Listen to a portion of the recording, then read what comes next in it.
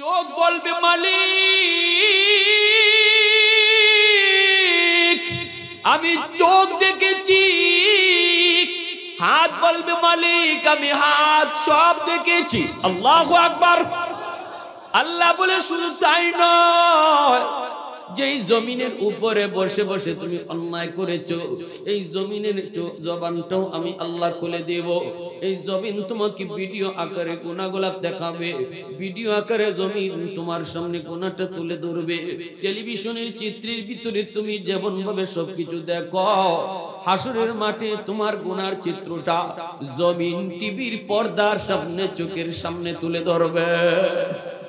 আমার ভাইয়েরা, বন্ধুরা, যুবক, তিনজন মানুষ তারা গুহার ভিতরে পড়ে গেল, আটকা পড়ে গেল। ভারী একটা পাথর আইসা তাদের গুহার মুখ বন্ধ করে ফেলল। এখন উদ্ধার হওয়ার কোনো উপায় নাই, শক্তি নাই তাদের পাথরকে ধাক্কায় সরানোর।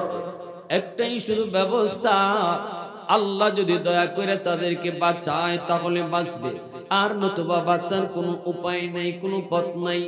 ওই অবস্থায় তিনজন একজন একজন করে তারা চিন্তা করে কোন আমলের উসিলায় আল্লাহর কাছে তারা বাঁচার জন্য আশ্রয় চাবে, কোন আমলটাকে উসিলা করবে। একজনে কয় বাইরে আমার একটা নেক আমল আছে, ওই আমলটা শুধুমাত্র আমি আল্লাহর জন্য করছিলাম, মনে হয় ওই আমলের উসিলা ধরে আল্লাহর কাছে চাইলে আল্লাহ আমাকে বিপদ থেকে উদ্ধার করবে। কি সেই নেক আমল? কয় আমার বাড়িতে একজন মানুষ কাম করত, তার অনেক দিনের টাকা জমছে, ভালো কথা সে টাকা নিয়ে যাবে কিন্তু নেয় নাই, কোনো কারণে সে আমার বাড়ি থেকে চলে গেল, পাওনা টাকা তার আমার কাছে রয়ে গেল। আমি তার টাকাটা নিজে খরচ করতে পারতাম, আমি অন্য জায়গায় ব্যয় করতে পারতাম, কিন্তু না না, এই টাকার মালিক তো আমি না। এই টাকাগুলি আমার কাছে হলো আমানত। আমানতের বস্তু নিজের ইচ্ছা মতো ব্যয় করা যায় না, আমানতের বস্তু নিজের কাছে আমানত। আমি তার টাকাগুলিকে আমানতের সাথে রাখলাম। এই টাকা দিয়ে আমি আস্তে আস্তে এরকম ভাবে ছাগল কিনলাম, বাড়তে লাগলো গরু কিনলাম, বাড়তে লাগলো উট কিনলাম, অনেকগুলি উট হয়ে গেল। দীর্ঘদিন পর এই লোকটা বিপদে পড়ে আমার কাছে আসলো ওই টাকাগুলি নেওয়ার জন্য। আইসা বলতেছে, বাজান আমি আপনার কাছে কিছু পয়সা পাই, শ্রমের পয়সা, পরিশ্রমের পয়সা, আমি নিতে পারি নাই, চলে গেছিলাম, বড় বিপদে পড়ে এসেছি গো, যদি আপনি আমাকে এই টাকাগুলি দিতেন আমার বড় উপকার হতো। আমি বললাম, টাকা না, ওই যে মাঠ ভরা উট দেখতেছো সবগুলি উটের মালিক তুমি। ভয় পেয়ে গেল লোকটা, ভয়, চলে যেতে চায়, ভয়ে অস্থির, মনে হয় আমাকে এখন উট ধরা মাত্রই চোর কইয়া মারবে, টাকা তো দিবে না, মনে হয় উট ধরা মাত্রই আমার উট চোর কইয়া মারবে। ভয় পেয়ে বলতেছে, চাচা রে আমি তো বিপদে পড়ে আসছি, আমাকে আপনি অন্য কিছু ভাববেন না, দিলে দিবেন, না দিলে চলে যাব, অসুবিধা নাই, কিন্তু আমি চোরও না, আমি কোনো বাটপারও না, আমি এসেছি শুধু আমার হকটা নেওয়ার জন্য। এইবার লোকটাই কয়, বাবা শুন, আমি মিথ্যা বলি না, তোর টাকাগুলি বাড়াইতে বাড়াইতে এই পরিমাণ এই উটের দলগুলি সব তোমার টাকা দিয়া বাড়ানো হয়েছে। আরে কুজুরে কোন সুবহানাল্লাহ। আলহামদুলিমান কদ্দারা খাইরান ওয়া খাবালা, আলহামদুলিমান কদ্দারা খাইরান ওয়া খাবালা, والشكر لمن صور حسنا وجمالا، فرد صمد عن صفة الخلق بريء، رب أزلي خلق الخلق كمالا، لا ضد ولا ند ولا حد لمولا، لا ضد ولا ند ولا حد لمولا، الآن كما كان ولم يلق زوالا، আল আনা কামা কানা ওয়ালাম ইয়ালকা যাওয়ালা। মুহাব্বতের সাথে বলি আল্লাহু আকবার। এজন্য আল্লাহ পাক রব্বুল আলামিন কই, বান্দা তুমি যদি আমাকে ভয় করে চলো, আমি আল্লাহ তোমাকে এমন জায়গা থেকে রিজিকের ব্যবস্থা করব যেই কল্পনাও তুমি করো নাই। লোকটা আল্লাহকে ভয় করে চলছে, গরিবে গরিবে হালতে চলছে, বিপদে পড়ে আসছে, তবুও সে হারাম পথে কোনোদিন যায় নাই। না না, হারাম পথে টাকা কামাই করার চিন্তা করে নাই, চিন্তা করছে না হালাল পথে কষ্ট করে আমি চলবো, আল্লাহ বরকত দিবে, আল্লাহ আমার সুখ দিবে, আল্লাহ আমাকে চালাবে, তবু আমি অন্যের সম্পদে হাত দিব না, অন্যের মালে হাত দিব না। এখনো এমনও কিছু রিকশাওয়ালা পাওয়া যায়, মানুষ যদি ভুলে তার রিকশায় মাল ফালায় যায়, এই মালটা আল্লাহর ভয়ে মালিকের বাড়িতে আবার নিয়ে আসে। এক সিএনজিওয়ালা আমার ফালানো মাল সে আবার আমার বাসায় নিয়ে আসে। সুযোগ ছিল তার, আমি চিনতাম না, জানতাম না, চিনতাম না, জানতাম না। আমি তো মনে করেছি শেষ, আর এই মাল পাবো না, পাবো না। কিন্তু লোকটা গরিব হলো, অন্তরে ভয় ছিল কার? আর একটু জোরে বলি কার? এই জীবন জীবন নয়, মরণের পরের জীবন হলো আসল জীবন, ঠিক কিনা? এই জীবন জীবন নয়, এই জীবনটা হলো পরবর্তী জীবন, আসল জীবনের জবাবদিহিতামূলক একটা জীবন ব্যবস্থা। এখানে আমি যা করব, যা চলব, যা দেখব, সবকিছুর জবাব আল্লাহর কাছে আমার দিতে হবে, আল্লাহর কাছে দিতে হবে। এই জবাবদিহিতামূলক জীবন ব্যবস্থাটার নাম হলো কোরআনী জীবন। এই জবাবদিহিতামূলক জীবন ব্যবস্থার নাম হলো ইসলামী জীবন। যাদের কাছে ইসলাম নাই, এরা আল্লাহর কাছে জবাব দিতে হবে এই চিন্তাও নাই। যাদের কাছে ইসলাম আছে, এরাই শুধু মানে এই জীবন জীবন নয়, এই জীবনের প্রতিটা কাজের হিসাব আল্লাহর কাছে দিতে হবে। যার কারণে আল্লাহ পাক বলেন, বান্দা তুমি যদি আমি আল্লাহকে ভয় করে চলো, এমন ভাবে রিজিকের ব্যবস্থা করব তুমি কল্পনাও করো নাই, কল্পনাও করো নাই। এই মানুষটা, এই শ্রমিক মানুষটা কোনোদিন ভাবতে পারে নাই তার মালিকানায় এই মাঠ ভরা উট তার মালিকানায়, ভাবতেও পারে নাই। ব্যবস্থা করে দিয়েছেন কে? সামনে আগায় একটু জিকির করি, লা ইলাহা ইল্লাল্লাহ। জোরে অর্ধ হাত জায়গাও যার সামনে আছে একটু আগান, আরেক বাইরে আপনি জায়গা দিবেন। এটা দুনিয়ার জান্নাতের বাগান, পরকালের জান্নাতের বাগানে আল্লাহ আপনারে জায়গা করে দিবেন। লা ইলাহা ইল্লাল্লাহ। আমার বাইরা বন্ধুরা, এবার একটু মনোযোগ আমার দিকে দেন। লোকটা তখন কইতেছে, মালিক ওই দিন ওই আমার ওই শ্রমিকের টাকার বিনিময়ে যে উটগুলা বোঝায়, দলের দল উট হয়েছিল, মাঠ ভরা উটগুলি যদি আমি তারে ফেরত না দিতাম, কোনোদিন কোনো মানুষ আমার কাছে বিচার নিয়ে আসতো না, সেও কোনো বিচার পাইতো না। সে তো বিশ্বাসই করে নাই এই উটগুলার মালিক সে, এই পশুগুলার মালিক সে, সে তো বিশ্বাসই করে নাই। মালিক নিজেও ভাবতে পারে নাই এই উটগুলি তার।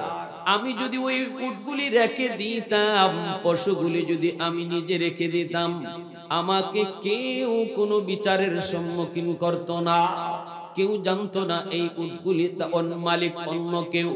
কিন্তু মালিক দুনিয়ার মানুষ না জানলেও তুমি জানো, ওই উটগুলির মালিক আমি না, মালিক হলো আমার বাড়ির শ্রমিক। এজন্য ওই দিনের কাজটা আমি আল্লাহ আমি শুধু তোমার জন্য যদি করে থাকি গো মালিক, ওই আমলের উসিলায় তুমি বিপদ থেকে উদ্ধার করো। সাথে সাথে পাথরটা একটু সরে গেল, 3 ভাগের 1 ভাগ সরে গেল।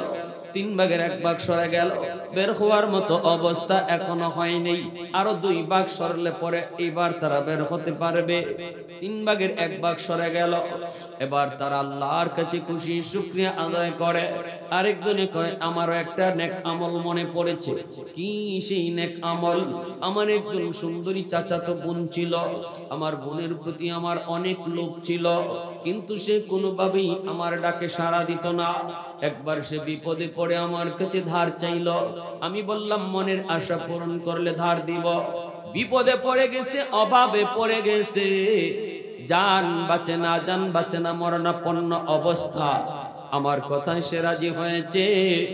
এক পর্যায়ে যখন আমি আর সে নিরিবিলি জায়গায় একত্রিত হলাম, এখন অপরাধ করতে, অন্যায় করতে কোনো বাধা নাই, কেউ দেখে নাই, কেউ শুনে নাই, আমি আর সে প্রস্তুত। হঠাৎ করে দেখি আমার চাচাতো বোন চোখ দিয়া আল্লাহর ভয়ে তার পানি আসতেছে। কান্দে আর কই, কান্দে আর কই, ভাইয়া বিপদে পড়ে এসেছি, আল্লাহকে একটু ভয় কর। দরজা বন্ধ, কেউ দেখে নাই, কিন্তু আমার আসমানের মালিক দেখতেছে। কেউ শুনে নাই, কেউ শুনে নাই, কেউ দেখে নাই, কিন্তু আমি জানতে চাই কেউ না শুনলেও শুনে কে, কেউ না দেখলেও দেখেন কে? রাতের অন্ধকারে কেউ তোমাকে দেখে না, পানির নিচে তোমাকে কেউ দেখে না, দরজা বন্ধ করে রেখেছ, যুবক তোমাকে কেউ দেখলো না, দেখেন কে? আর একটু জোরে বলেন, দেখেন কে? আল্লাহ রাব্বুল আলামিন কই বান্দারে, আমি আল্লাহ তোর সাথে একটা 2টা সিসি ক্যামেরা রাখি নাই, তোর ডানে বামে 2 জন ফেরেশতা রাখছি, তুই যেখানেই যাও না কেন দরজা বন্ধ করলো এই 2 ফেরেশতা কিন্তু তোমার সাথে আছে। এদেরকে ঘরের বাইরে রাইখা দরজা বন্ধ করার সুযোগ নাই, পানির নিচে গেলেও এই 2 ফেরেশতারে উপরে রাইখা নিচে যাওয়ার সুযোগ নাই। সর্বদা তোমার কাঁধে 2 জন ফেরেশতা আছে, এরা কিন্তু তোমার এই অপরাধ গুনাহটা দেখতেছে রে যুবক। রাতের অন্ধকারে কেউ দেখলো না, কিন্তু ওই 2 ফেরেশতা তোমাকে বারবার নিষেধ করতেছে, তুমি শোনো না। ফেরেশতারা নিষেধ করে আর বলতেছে, বান্দা শোন, আমরা কিন্তু সব দেখতেছি তোর সাথে। ঠিক তেমনি ভাবে আল্লাহ পাক বলে, যেই অঙ্গগুলি নিয়ে তুমি এরকম দরজা বন্ধ করেছো, হাতটা কিন্তু তুমি ঘরের বাহিরে রেখে যাও নাই, চোখটা তোমার ঘরের বাহিরে রেখে যাও নাই, পাটা তোমার ঘরের বাহিরে রেখে যাও নাই, এই পা নিয়ে, চোখ নিয়ে, হাত নিয়ে তুমি ঘরে ঢুকছো, দরজা বন্ধ করেছ। কিয়ামতের ময়দানে তোমার হাতের জবান আল্লাহ খুলে দিবে, চোখ বলবে মালিক আমি চোখ দেখেছি, হাত বলবে মালিক আমি হাত সব দেখেছি। আল্লাহু আকবার। আল্লাহ বলে শুধু তাই নয়, যেই জমিনের উপরে বসে বসে তুমি অন্যায় করেছো, এই জমিনের জবানটাও আমি আল্লাহ খুলে দেব। এই জমিন তোমাকে ভিডিও আকারে গুনাহগুলো দেখাবে, ভিডিও আকারে জমিন তোমার সামনে গুনাহটা তুলে ধরবে। টেলিভিশনের চিত্রের ভিতরে তুমি যেমন ভাবে সবকিছু দেখো, হাসরের মাঠে তোমার গুনার চিত্রটা জমিন টিভির পর্দার সামনে, চোখের সামনে তুলে ধরবে। এজন্য আল্লাহ কো বান্দা শুন, এত কিছু আমি তোর সাথে লাগায় রাখছি সিআইডি, কেন জানোস নি? আমি তো সব দেখি, এরপরও আমি কেন এই সিআইডি গুলা লাগাইলাম? কিয়ামতের মাঠে তুমি এই অন্যায় গুলা অস্বীকার করবা। অনেক অপরাধী কই বললাম আমি এই গুনাহ করি নাই, আল্লাহ বলবেন আমি তো দেখছি, কই বললাম আমি করি নাই। এইবার আল্লাহ বলবেন ঠিক আছে শুন, তুই যে অপরাধ করেছো, অন্যায় করেছো, এর পক্ষে কিন্তু সাক্ষী আছে, কই সাক্ষী আনো, সাক্ষী আনো। হের মনে আমি তো দরজা লাগায় করছি, সাক্ষী পাইব কই আল্লাহ? আমি তো রাতের অন্ধকারে গুনাহ করছি, আল্লাহ সাক্ষী পাবে কোথায়? আল্লাহ পাক রব্বুল আলামিন কিরামান কাতিবিন 2 ফেরেশতাকে আল্লাহ পাক সাক্ষী হিসাবে পেশ করবে। তখন বলবে আল্লাহ এরা তো তোমার ফেরেশতা, তোমার পক্ষে কথা কইব। আল্লাহ পাক কইব ঠিক আছে, তোর পক্ষে তোর জিনিসই দেখি, তোর পক্ষে কয় না বিপক্ষে কয়। এই হাতরে পালার জন্য কত রূপ, কত টাকা খরচ করেছো হাতের সৌন্দর্য রক্ষা করার জন্য, এই চেহারার সৌন্দর্য, চোখের সৌন্দর্য রক্ষা করার জন্য কত পয়সা কত খরচ করেছো। আজ আমি দেখবো যে হাতকে তুমি পালছো, এই হাত আজ তোমার পক্ষে কয় না বিপক্ষে কয়। আমার ফেরেশতার সাক্ষী যখন তোমার পছন্দ হয় না, তুমি মানো না, তাহলে তোমার বডির অঙ্গগুলা এবার সাক্ষী দিবে। আল ইয়াউমা নাখতিমু আলা আফওয়াহিহিম, আল্লাহ পাক রব্বুল আলামিন পবিত্র কোরআনের সূরা ইয়াসিনের ভিতরে এই কথাটি উল্লেখ করে আল্লাহ পাক বলেছেন, অঙ্গগুলার জবান খুলে দিবে কে? মুখের জবান বন্ধ করে দিবে কে? ভাইরা বন্ধুরা, এইবার দেখা যায় ওই মহিলাটা কান্দে আর কই, ভাইয়া একটু আল্লাহরে ভয় করো। এই কথাটা বলা মাত্রই যুবক বলতেছে, আমার কলিজায় একটা ভয় ঢুকে গেল, আমার শরীরের ভিতরে কাঁপুনি দিয়া উঠলো, কাঁপুনি দিয়া উঠলো। সাথে সাথে আমি তার থেকে দূরে সরে গেলাম, ভয় অন্তরের ভিতরে ঢুকে গেল। আমি সাথে সাথে একটু দূরে সরে বলতেছি, বোন রে মাফ করে দিস, জীবনে আর এমন চিন্তা মাথায় কোনোদিন আনবো না। তুই আমার কলিজা আমার মালিকের ভয় ঢুকায় দিছো। ওই দিনও আমার চোখের সামনে আমার বন্ধু কবরে চলে গেল। কবরে যাওয়ার কোনো বয়স নেই রে যুবক। বাবার আগে কত সন্তান কবরে চলে গেল, দাদার আগে কত নাতি কবরে চলে গেল। ডান দিকে তাকাও, চোখের সামনে খেলার সাথী কবরে শুয়ে রয়েছে। বাম দিকে তাকাও, চোখের সামনে তোমার লেখাপড়ার সাথী কবরে চলে গেছে। বয়স নাই, বয়স নাই। সকালবেলা সুস্থ মানুষ, বিকালে মৃত্যুর খবর। বিকালবেলা সুস্থ, সকালবেলা মৃত্যুর খবর। ওই যুবক কান্দে আর কই, বুট আমি তওবা করে ফেলেছি, আর জীবনে আমি এমন অন্যায় পথে যাব না, আর জীবনে যাব না। ওই যুবক গুহার ভিতরে কবরে আটকে পড়ে আল্লাহরে কয়, মালিক ওই দিন আমি গুনাহ করতে পারতাম, কেউ ছিল না, সব সুযোগ আমার কাছে ছিল, এরপরও শুধুমাত্র তোমার বয়ে গুনাহ করি নাই।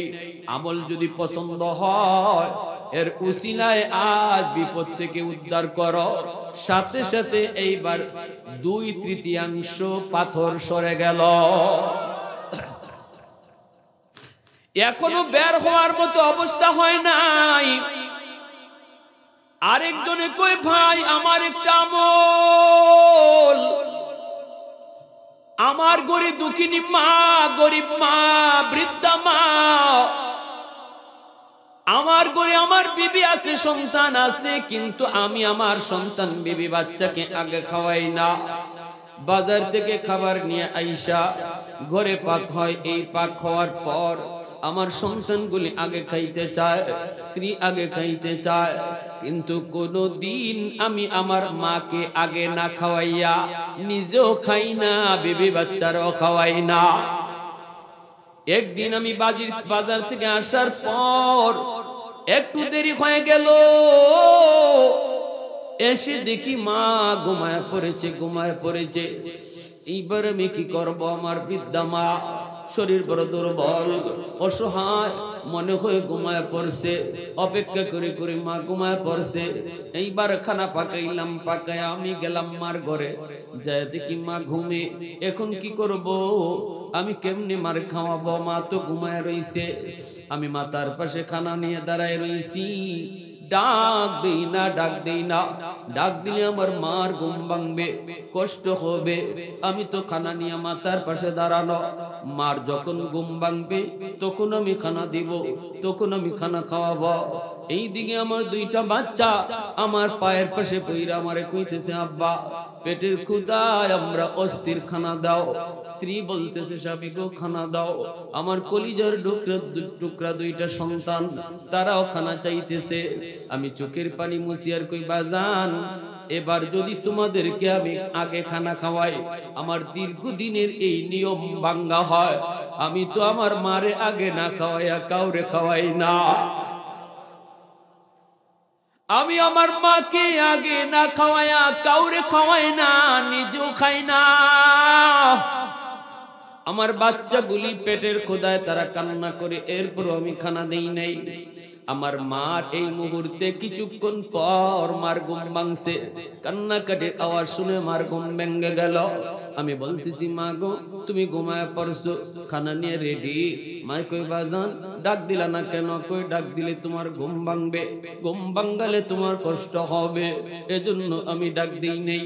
সাথে সাথে মায়ের হাত উঠায়, মালিক সকল বিপদ থেকে আমার সন্তানরে উদ্ধার কইর। ও মালিক, ওই দিন আমি তো একজন বাবা, কিভাবে আমার সন্তানের কান্না আমি সহ্য করেছি আমি জানি গো মালিক, আর তুমি দেখছো। শুধু আমার মাকে আগে খাওয়াই এই আমলটা ঠিক রাখার জন্য।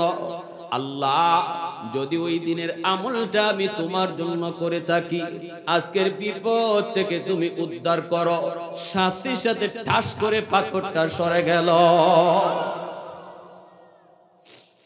ওয়ায়াসআলুনাকা মাযা ইউনফিকুন কুল মা আনফাকতুম মিন খায়র ফালিল ওয়ালিদাইনি ওয়াল আকরাবিন।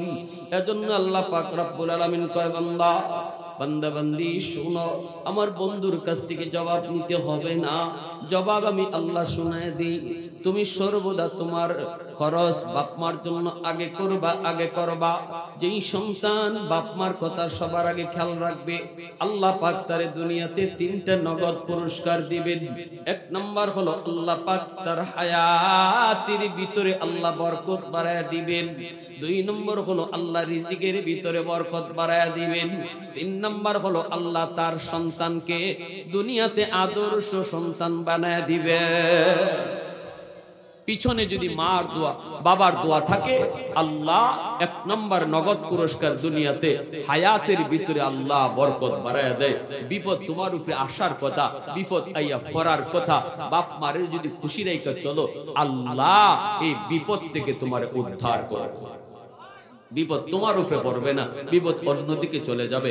অথচ আইয়া ফরার কথা তোমার উপরে। বাপ মার দোয়ার বদৌলতে আল্লাহ পাক তাকদীরের ফয়সালাও দূর করে দেয়। যেরকম সুবহানাল্লাহ, ফয়সালা ছিল তোমার উপরে বিপদ পড়ার, কিন্তু বাপ মার দোয়া থাকলে আল্লাহ পাক এটা সরায়া দেয়। 2 নম্বর হলো তোমার রিজিকের ভিতরে আল্লাহ বরকত বাড়াবে। তুমি কম কামাই করতেছো, কিন্তু এরপরও এই কম রুজির মধ্যে আল্লাহ বরকত দিবে বেশি। বরকত কাকে বলে? একজনে 50,000 টাকা মাসে কামায়, এরপরও দেখা যায় মাস শেষে তার 10,000 টাকা ঋণ। আর একজনে মাসে কামায় মাত্র 10,000 টাকা, মাস শেষে দেখা যায় তার 2,000 টাকা আরো বাচ্চা রয়েছে। এর নাম হলো বরকত, এর নাম বরকত। ভাইরা আমার, দ্বীনের নবী, মায়ার নবী, রহমতের নবী বলেন উম্মতের দল। শুধু তাই নয়, আমি নবী কেমন পাগল ছিলাম। নবীজি তিনি তো জন্মের পরে বাবা পান নাই, বুঝ হওয়ার পর নবী মা পান নাই। আল্লাহর নবী, রহমতের নবী একদিন সাহাবায়ে কেরামদেরকে নবী নিয়ে বসা। হঠাৎ করে সাহাবীরা দেখেন মায়ার নবী একজন বৃদ্ধা মহিলার দিকে সম্মান জানানোর জন্য মহিলা লাঠিতে বর দিয়া নবীর দিকে আসতেছেন। আল্লাহর নবী এই মহিলাকে সম্মান দেওয়ার জন্য নবী দাঁড়ায় গেলেন। শুধু দাঁড়ায় গেলেন তা না, নবীজি ওই মহিলার দিকে দৌড় শুরু করে দিলেন। দৌড়। সাহাবায়ে কেরাম অবাক হয়ে নবীর পিছনে দৌড়তে লাগলেন। সাহাবীরাও জানতে চান কে সেই মহিলা, এত ভাগ্যবতী নারী, এত সম্মানী নারী কে, যার সম্মানে রহমতের নবী সরওয়ারে দু জাহান নবী দাঁড়ালেন। শুধু তা না, অথচ আমার নবী কারো সম্মানে দাঁড়াইতে হয় না, কারণ এই জমিনে আমার নবীর চেয়ে সম্মানী কেউ না। কিন্তু কে সেই মহিলা যাকে সম্মান জানাইতে সরওয়ারে দু জাহান শুধু দাঁড়ালেন তা না, দৌড় শুরু করে দিলেন। সাহাবায়ে কেরাম পিছনে পিছনে তারা আসতে লাগলেন। নবী কাছে এসেই বলতেছেন, মা গো ও মা তুমি কেন কষ্ট করে আমার কাছে আমাকে কেন তুমি কবর দিলা না? যদি তুমি আমাকে কবর দিতা দু জাহানের বাদশা আমি তোমার দরবারে হাজির হয়ে যেতাম। সাহাবায়ে কেরাম শুধু তাকায় তাকায় দেখতেছেন,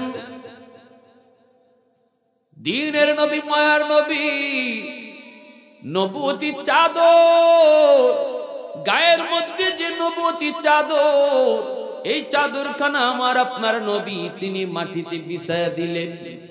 বিছায়া দিয়ে বলতেছেন, মাগো তুমি নবীর নবুয়তি চাদরে বসে পড়ো, নবীর নবুয়তি চাদরে বসে পড়ো।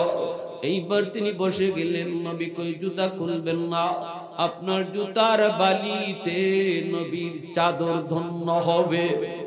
আল্লাহর নবী দেখতে এই কাম করেন, সাহাবীরা দেখতেছেন। এরপরে সাহাবীরা কই নবী গো, নেই যেই নবীর চাদরের এত দাম, আর সে আজিমের চেয়েও নবীর দেহের সাথে লেগে থাকে যেই জিনিস, এই জিনিসের দাম বেশি। মেরকাত শরীফের ভিতরে আল্লামা মোল্লা আলী কারি রহমাতুল্লাহি আলাইহি লিখেন, মসজিদে আকসা, বাইতুল মুকদ্দাস, বাইতুল মুকদ্দাসের চেয়ে সবচেয়ে দামি হলো মসজিদে নববী, মসজিদে নববীর চেয়েও দামি হলো আল্লাহর ঘর খানায়ে কাবা, খানায়ে কাবার চেয়ে দামি হলো বাইতুল মামুর, ফেরেশতাদের মসজিদ সপ্ত আকাশের উপর, এই বাইতুল মামুরের চেয়েও দামি হলো আল্লাহর আরশ।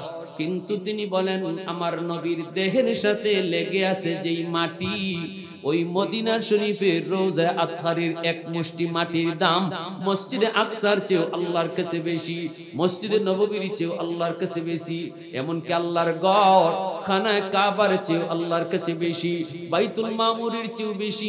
শুধুমাত্র তাই নয়, আল্লাহর আরশের চেয়েও নবীর দেহের সাথে লেগে থাকা মাটির দাম বেশি। কৌনাইন মুখতার খোদা তুমকো বানায়া, कौनैन मुख्तार खुदा तुमको बनाया, उम्मत का निगाह बन के खुदा तुमको बनाया, उम्मत का निगाह बन के खुदा तुमको बनाया। मौला मेरा आका मेरा रहमत की नबी है, ताजदार नबी ताजदार मदीना है, तुम्हारे अरबी है, अशजार में देते हैं नबूवत के शहादत, तशकीक कमर में है तो अंगुल की इशारा। मोहब्बतेर साथे कोन अल्लाहु अकबर। रिदार रब्बी फी रिदाल वालिदैन व सखतुर रब्बी फी सखतिल वालिदैन। এজন্য আল্লাহর নবী বলেছেন, যে সন্তানের উপরে বাপ মা রাজি আল্লাহ তার উপর রাজি, যেই সন্তানের উপরে বাপ মা নারাজ আল্লাহ তার উপরে নারাজ। নামাজ পড়া, যাকাত দিয়া, হজ কইরা, লক্ষ টাকা মাদ্রাসায় ব্যয় কইরো আল্লাহকে খুশি করা যায় না যদি বাপ মা খুশি না থাকে।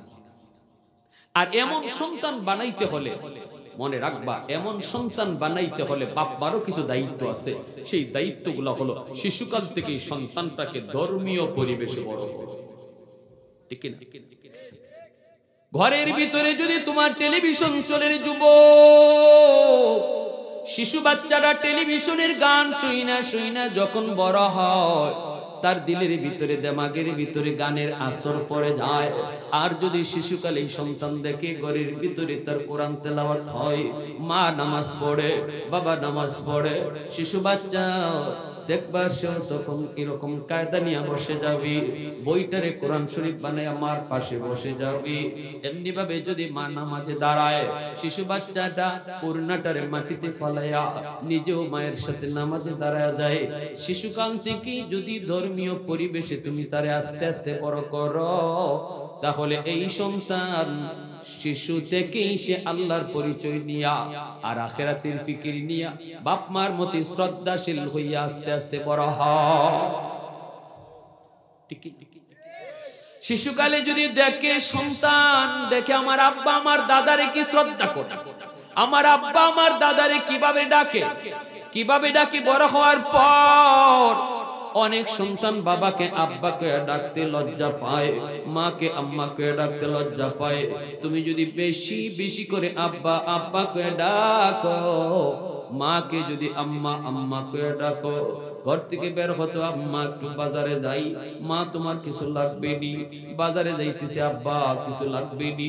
এই কথাগুলা তোমার সন্তানের কানের ভিতরে ঢুকে, তোমার সন্তানের জেহেনের ভিতরে ঢুকে, তোমার সন্তানের দিমাগের ভিতরে যে আসর করে, বড় হলে পরে এই সন্তানও তোমাকে বড় হইও আব্বা আব্বা আম্মা আম্মা কইয়া ঘর থেকে বের হবে, ঘরেও ঢুকবে। যেরকম আল্লাহু আকবার। ঘরের পরিবেশটা ধর্মীয় পরিবেশে লালন করো।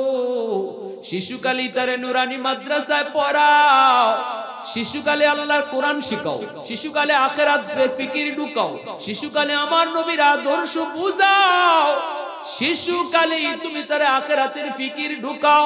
না না বাগডুম গুড়াডুম সাজে ডাকডুল বাজে এমন প্রতিষ্ঠানে বাচ্চাটারে পড়ায়ও না। ব্যাঙের ফাল আর সাইকেল দৌড়ানি শিখায় এমন প্রতিষ্ঠানে বাচ্চাটারে ভর্তি করলে বড় হয়ে ব্যাঙের নাইসুই শিখবো। আওয়াজ দেওয়া বলো ঠিক কি না? না না, আজকে ব্যাঙের নাইস শিখায়, সাইকেল দৌড়ানি শিখায়। আমার বাচ্চারা এখানে পড়ে কি শিখবো, কি পাইব? এজন্য শিশুকালে বাচ্চাগুলারে তুমি না না মাদ্রাসায় পড়াও। 5 বছর নুরানি মাদ্রাসায় পড়ানোর পর যদি তুমি বাবা তারে ডাক্তার বানাতে চাও, ইঞ্জিনিয়ার বানাতে চাও, আমাদের কোনো আপত্তি নেই, তারে ইঞ্জিনিয়ার বানাও। 5 বছর মাদ্রাসায় পড়ানোর কারণে সে ডাক্তার হলো, আদর্শ ডাক্তার হবে, বাপ মার সাথে বেয়াদবি করবে না, বাপ মারে ভুলবে না, কারণ শিশুকালে তার কলিজায় আমার নবীর আদর্শ ঢুকায় দেওয়া হয়েছে। আল্লাহু আকবার।